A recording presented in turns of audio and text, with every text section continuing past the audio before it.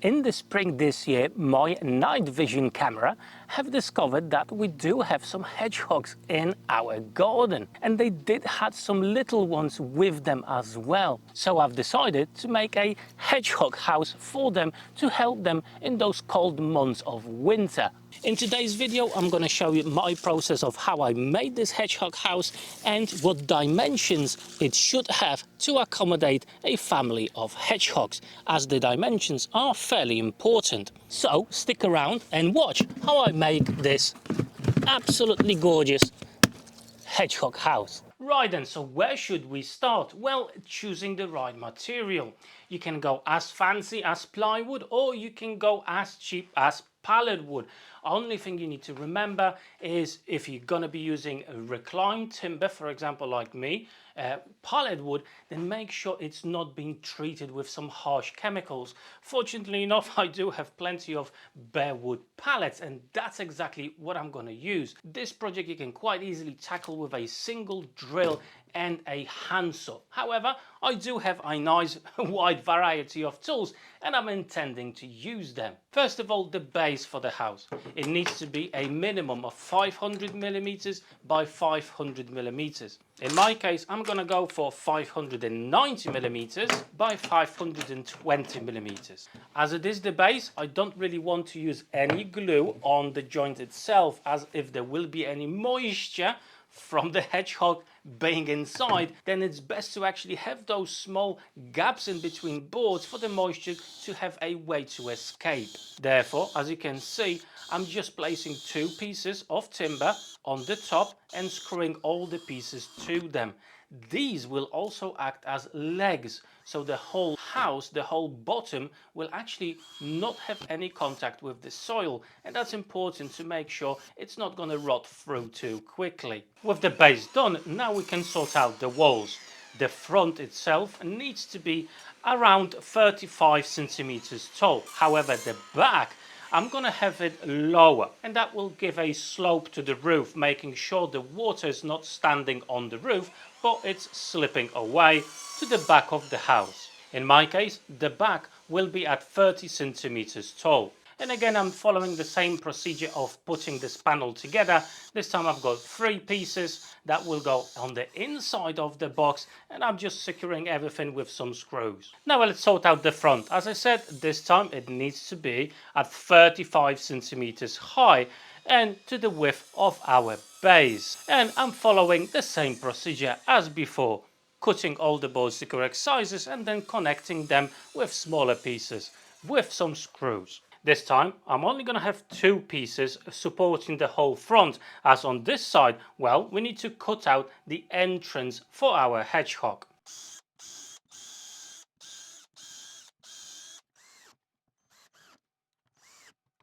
Now I'm going to use my jigsaw to cut out the entrance. Now the entrance cannot be too large. The maximum size of the entrance that should not be exceeded is 200 millimeters by 150 millimeters. In my case, I'm gonna go with 120 millimeters by 110 millimeters, as I have seen the hedgehogs on the camera and they are quite small. The reason for the small entrance is to make sure no other larger predator animal gets inside and hurts our hedgehogs, like for example cats. I'm actually going to glue this piece back on. However, later on we'll come back and secure it with some screws to the sides, but I'm going to put a lick of normal wood glue and a bit of CA glue to secure it in place until we're ready to actually mount everything on.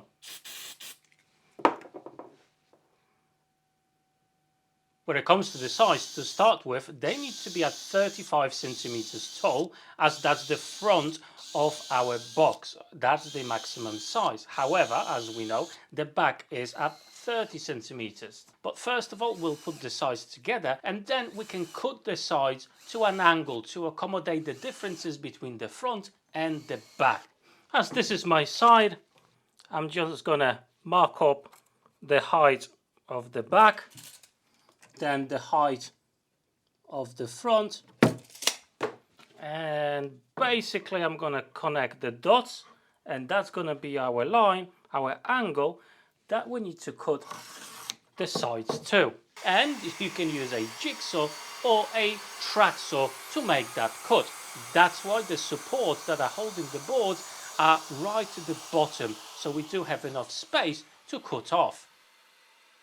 And there you go, absolutely perfect. That's what we needed. As you can see, it's super simple with a track saw, but even with a jigsaw or handsaw, you can get this done as well. As you can see, the build so far is very, very simple and crude. So we've got our bottom, we've got our front, back, and two sides. Now it's time to put them together. But before we do that, I'm gonna sand everything down so there's no splinters, no hard edges or anything that our little hedgehog could actually get injured on. That's very important. Okay, so that's our base and that's the back. I'm gonna marry it up right to the edge of our base, just like so. And with a pencil, I'm gonna mark the edge of this panel. That will give me an indication where I need to pre-drill some holes, as we're just gonna attach it with some screws.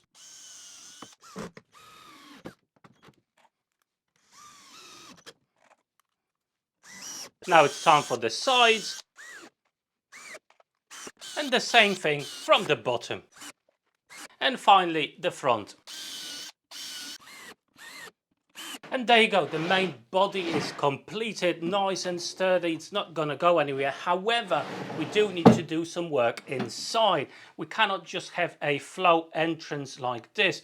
What we do need to do, I've created another panel, and basically we're gonna create this corridor. Okay, that will do a couple of things. First of all, the wind will not be blowing through the whole inside of the box, and over here in this part the hedgehogs will have a nice and warm place to, well, rest over winter. Second of all, it's a deterrent for any potential predators. Again, small narrow corridor will make it hard for example, a cat to get inside.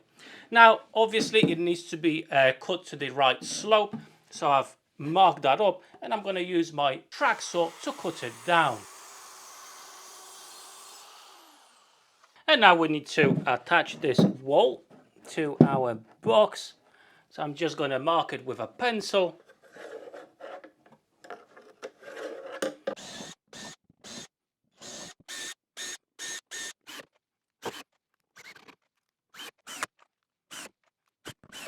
Now it's time for the roof. Okay, I've got my boards cut to the right sizes, and for the roof you do need a bit of overhang. Between 2 to 4 centimeters on each side would be best. With the roof we need to think about two things. We need to have the ability to take it off so you can install some hinges, or do what I'm going to do. Basically, I'm going to wrap around the box itself with 4 pieces of timber, and they will be holding this on top of our box, so no need for any hinges. And don't worry about the wind blowing it away, there's no chance for that. And now with strips like this, I'm going to wrap around our box.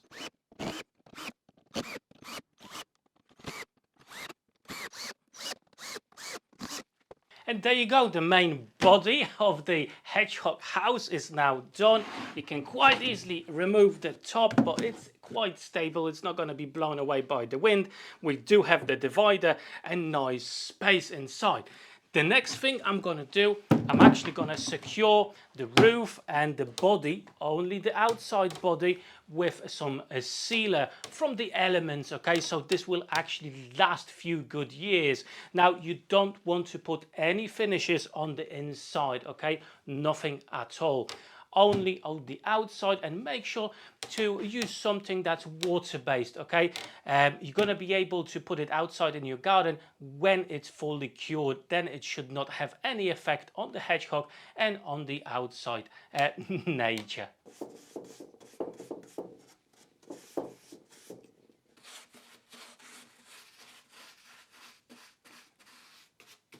And the very last thing we need to do is to add the roof felt. I'm just using some nails going around the perimeter.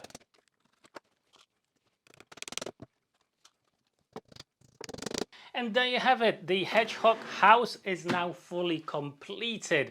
I've painted it black as it will blend in into my garden really well. And now we need to find a place for it. Best place, somewhere quiet in the corner of your garden, away from any traffic or any animals you may actually have in your garden. And if you want to know why I've actually left this little ledge over here, well, to be fair, I have seen a family of hedgehogs and some of them were really little, and I'm thinking I'm gonna have a place to put some food for them if they need to feed during those colder days, if they wake up, anything like that. So yeah, bit of a helping hand here. The food won't be lying on the floor, it will be just elevated slightly. And there you go. I think I found the perfect spot in my garden for the hedgehog house, right in the corner of my garden, nice, peace and quiet. There's no road behind my fence, and as you can see, it's like a small forest around here. And yes, check this out, one more look on the inside. I think that will be a fantastic house, a fantastic home for a hedgehog family.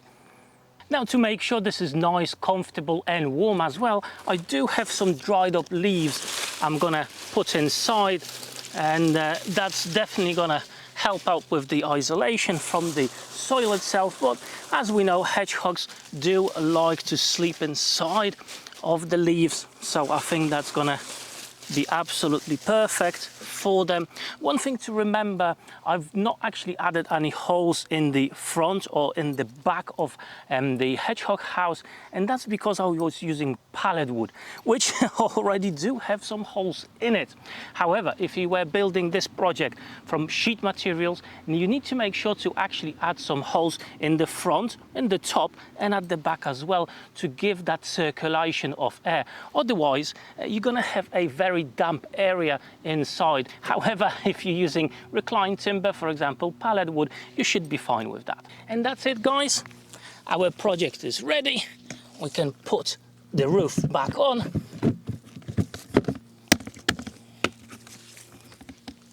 And let's hope the hedgehogs will actually like the new place to stay over winter. Now, I hope you enjoyed today's video. If you did, drop me that like button down below. And if you're new to my channel, consider subscribing as well. At this point, I just wanted to say a massive thank you to my Patreons for the ongoing support. And before you go, check out these two cool playlists. Plenty of videos already there. But for today, that's all. Thank you so much. Take care.